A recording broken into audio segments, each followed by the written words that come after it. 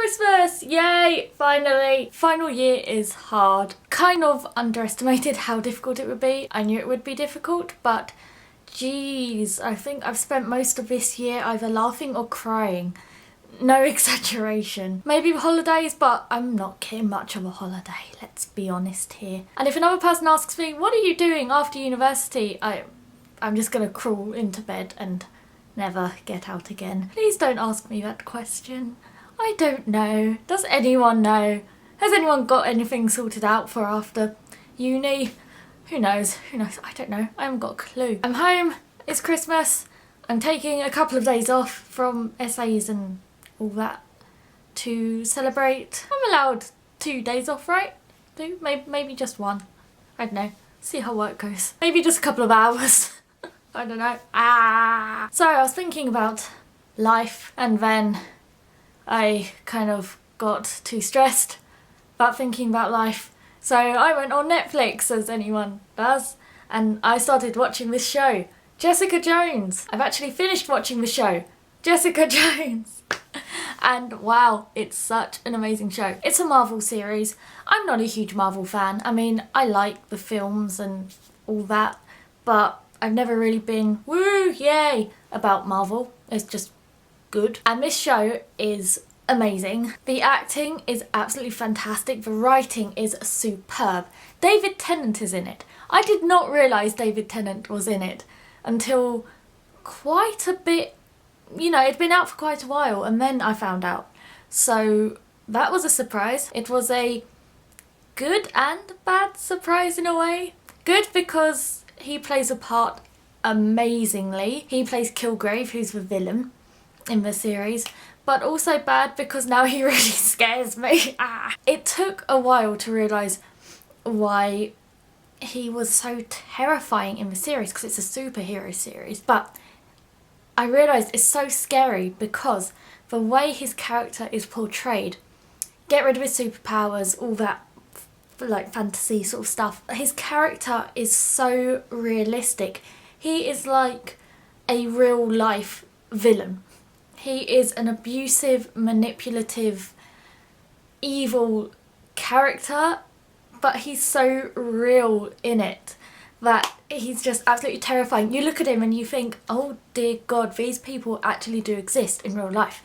And that's why he is so horrifying. So well written, just his disregard for what he's making people do, because he's got mind control powers, and the way he sees things is so warped. It's interesting, but in a really terrifying way. Also, what is so interesting about his character, which makes his character so scary, or even more scary as well, is throughout what he does, I'm trying not to give away any spoilers here, but throughout what he does, he believes he's doing good. He believes what he's doing is out of love, and Jessica Jones isn't appreciating what he's doing, so he's getting angry, and he believes that what he's doing is good. But what he's doing isn't good. It's far from good. It's the complete opposite of good. It's horrible what he's doing. So there's no way to reason with his character. Kristen Ritter, who plays Jessica Jones, is amazing as well as the lead. I'd never really seen her in anything. She might have been in one film that I've seen or something.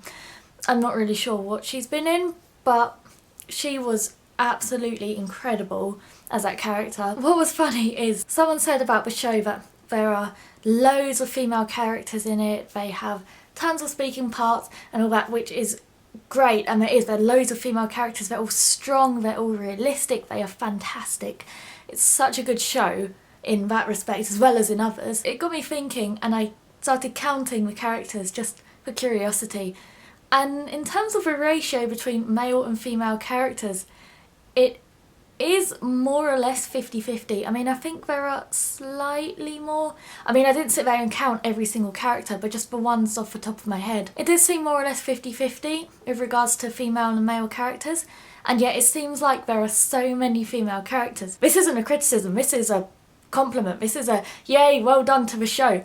Like, I applaud you for this. But it just seems weird how people are going on about how it's great, how there are so many female characters in this show and it's fantastic, And yes, there are so many female characters in this show, but in reality, it's like 50-50 with male to female characters, and it's weird that it appears like there's so many female characters. It kind of shows you the state of the industry with regards to male and female representation in film. It hasn't got a great reputation, but I don't know, this show does it really well. I haven't really explained any of the plot about the show. I don't want to give anything away because it's fantastic. Just watch the show. Oh, the way it tackles its themes of, like, for example, abusive relationships and domestic violence is so well done. The use of the powers to represent, like, manipulation, for example.